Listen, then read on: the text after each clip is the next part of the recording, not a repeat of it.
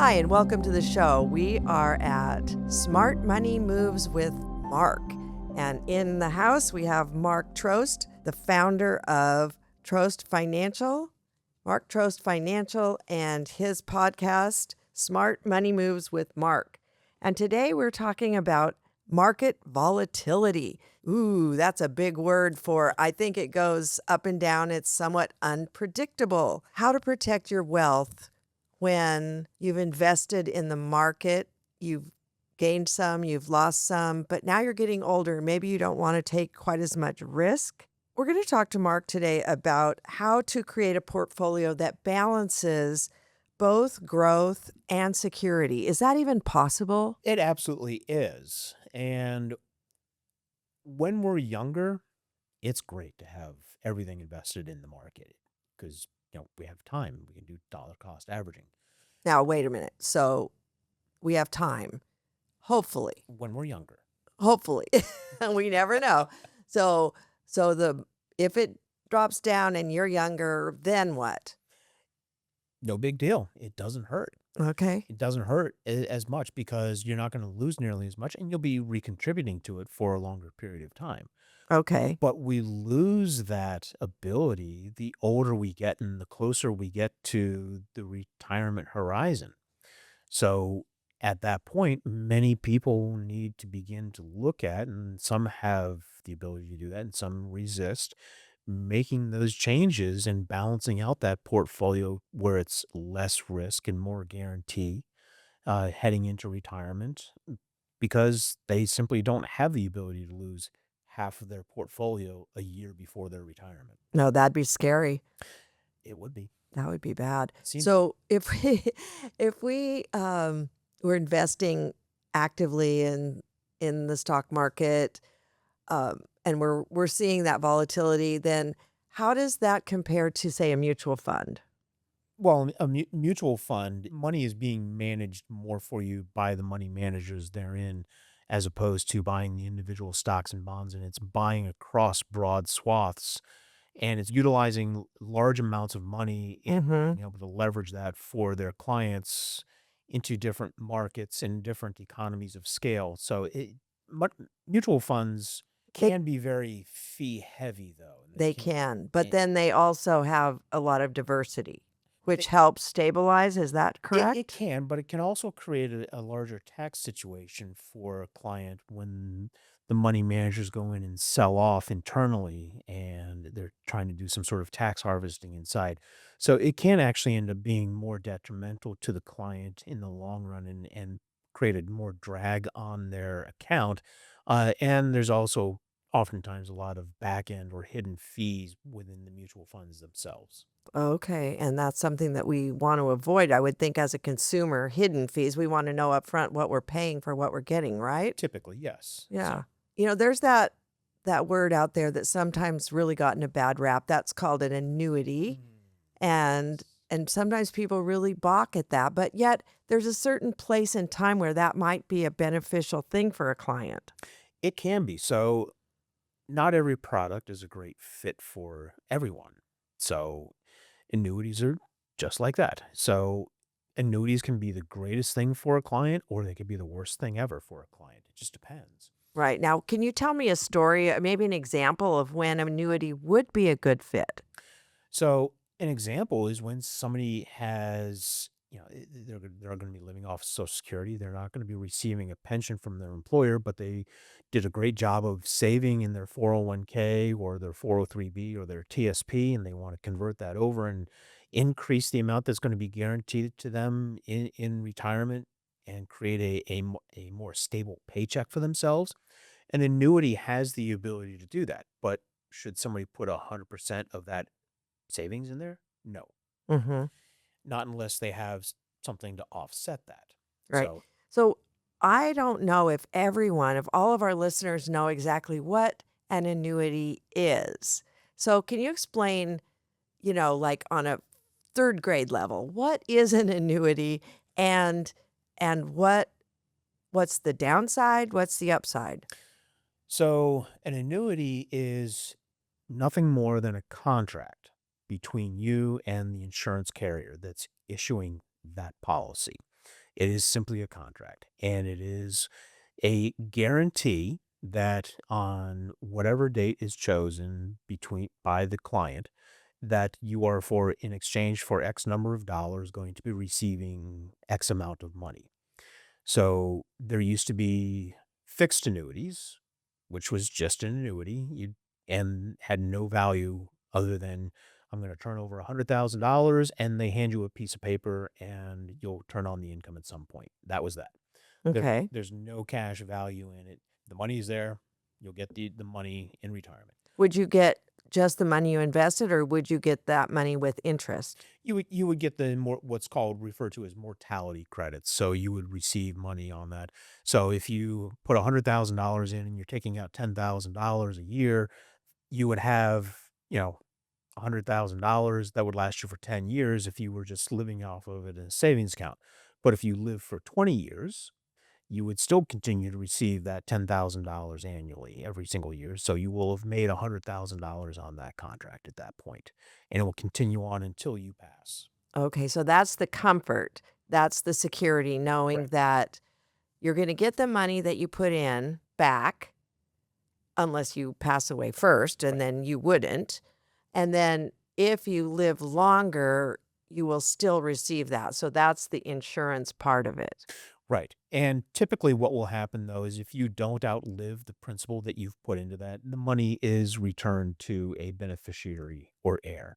So you can choose. So if you live only 5 years and there's $50,000 left over, it will be returned. We have different types of contracts now, called fixed indexed annuities, where they allow for many different options moving forward. So Mhm. those will allow us to, where we can build them for growth. We can build them for, have a long-term care type of component available on it, or we can build them for income moving down the road. So, or you can have, what's called a single premium immediate annuity, or a SPIA, and that can be turned on very quickly if you have, win the lottery, for example, which everybody wants to. Okay. So let's back up. You mentioned 2 different types of annuities. After the fixed annuity, then we have the fixed index annuity. Yep. So tell me about that one. So there are a number of different carriers, and these are the evolution of the annuity product. Okay. So we started out with the fixed indexed annuities, which had no cash value in them, but they had the guarantees. Then they moved over to the variable annuities, which had a cash component to them, but they were very fee heavy. Mhm. They're still offered, but they can also lose money, and they can create more of a problem oftentimes if not managed properly or not set up correctly for the client.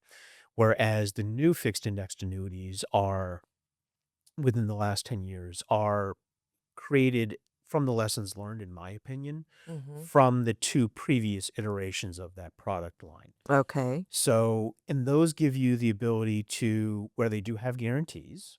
So if you put $100,000 in, you are guaranteed to never have less in there than what you put in there, but they can grow, and they can grow quite substantially over a period of time by choosing various indexes through that the carrier will offer. And you can have quite a cash component grow within that. You can also then turn around and turn income on that and create a nice income stream for yourself, or leave behind as a estate planning tool for your beneficiaries or heirs. But it does have cash in it. And so that's the nice part. You always have access to that cash as well. So if you needed to borrow against, would you borrow against it, or would you actually be taking it out? So there's no way to borrow against it. You would actually be able to do what's called a free withdrawal. Okay. So there's many of those contracts will allow you to take out to, 5 to 10% of the cash value of the contract per year, without facing any charges or penalties. Because there can be what's called a surrender charge, but those, it's like a penalty for early withdrawal with a CD. Only with a CD, you can't take out any amount without paying the The penalty. penalty, whereas these will allow you to do that. But they also can provide a much larger growth rate on them as well. Okay, now is that growth rate based on the market? Indirectly. So the indexes are not invested directly into the market, but what they do is they do mirror and follow what the market does. Okay. But you have maybe not as much growth potential as the market, and then again, not as much loss. Is that right? Well, you have zero loss opportunity from your principal. So Okay. if you were to put $100,000 in and the next day the market drop out 50%, and if it was in a managed account, you would lose 50%. You'd be down to $50,000, whereas you would keep the $100,000 in that annuity. So it does protect it. So the good and the bad is it does protect you from that downside.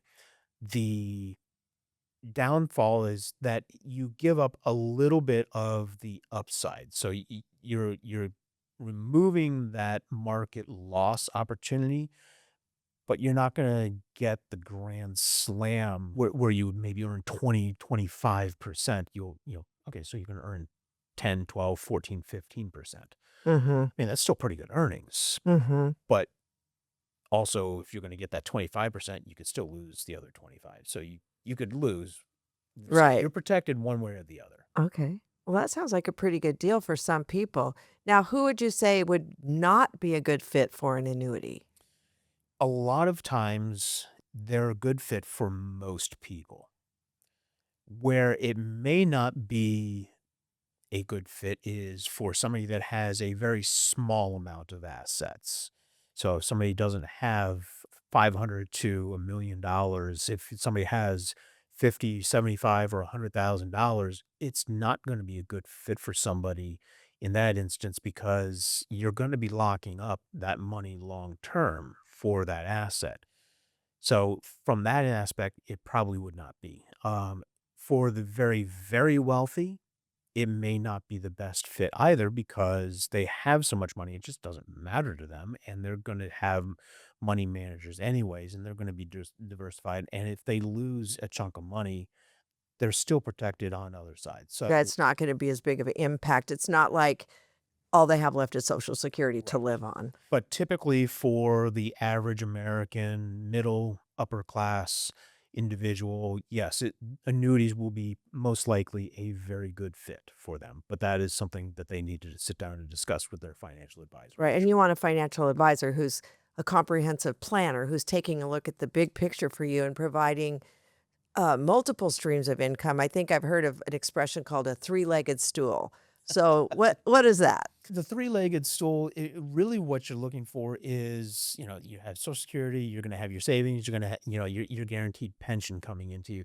So you want to have develop as many different types of guaranteed forms of income as you possibly can. I've had some clients that have had 3 or 4 different types. Teachers are actually a good example. They'll move from one school district to another, and they'll have pensions coming from to different states.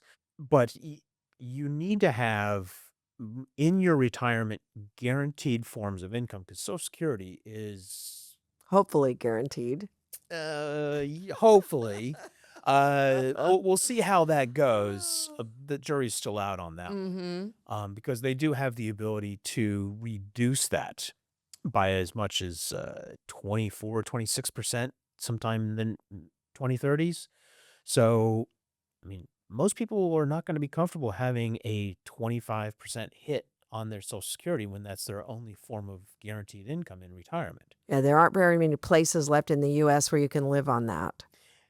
No. And in fact, my wife's grandparents, they were around when Social Security first came out and they bought into the whole thing of Social Security. I mean, the hook, line, sinker, bait, I think they took the boat down with them. They never saved a dime for retirement. They just thought that it was gonna be taken care of Yep, by the government. yep. And because of that, they were stuck living off of a $2,000 a month Social Security payment in Connecticut, and they were supported by their 4 children Mm, in their retirement, yeah. until they passed away, and it was quite heartbreaking, in my opinion, to see that, because that was not something that my family had experienced. Mhm.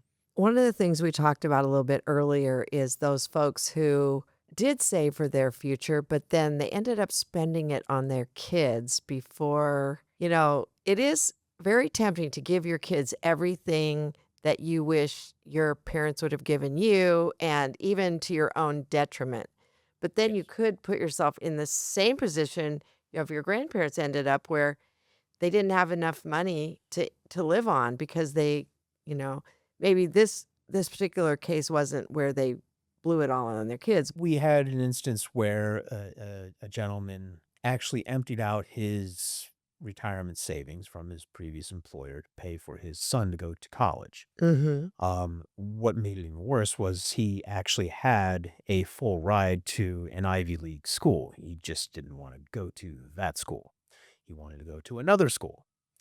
And so, because of he didn't have a full ride at that other school that the son wanted to go to, the father emptied out his life savings from his 401k and paid out of pocket for his son to go to that school, which ended up costing somewhere about $100,000 a year out of pocket, with all the various expenses and everything that he was coming out and paying for living off campus and such. Because of that, he ended up blowtorching his own retirement. I mean, yes, we want our kids to do well, but we should not harm ourselves in the long run in order to give our kids something that, we didn't have.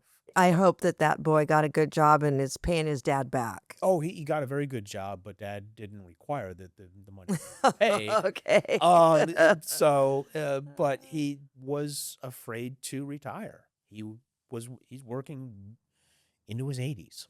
Wow. Well, I hope his health holds up, and if he needs to, his son will hopefully step in as family should, right? He's probably the healthiest 80-year-old I've ever seen. Wow, that's amazing. So, besides an annuity, are there other guaranteed income products that can help people out when it comes to security? There's a lot of different forms of that, and when you're talking the word guarantee, you can't use guarantee with anything other than you can't use that word with anything other than insurance-based products. Okay. So life insurance and annuities are going to be the only thing where you can legally use that term, because they are contracts at that point, and you do have the ability. There is some flexibility in how you build those out and the terminology, but looking at those, like mentioned in previous episodes, my son has a very good retirement that he's going to be looking forward to, and that's done with a life insurance policy, and there's going to be certain guarantees that are built into that Mhm. because it is a Mhm. contract. So, yes, with life insurance products or insurance-based products, the only time you're going to be able to get guarantees is with those. Right. And I've heard a expression something about only two guarantees in life are death and Taxes, taxes. yes. And we talked about taxes in a previous episode. So if you haven't heard the one on taxes, go back and take a listen. You can reach Mark at his website at Financial.com. marktrustfinancial.com. Or you can reach me on my email at mark with a C at marktrostfinancial.com. All right. And you will find the link in the show notes below. And if you have enjoyed this conversation about annuities, about market volatility, and how you can minimize your risk and still experience growth in your portfolio, I welcome you to like and subscribe to this channel. Thank you so much, Mark. Thank you, Kim. Uh huh.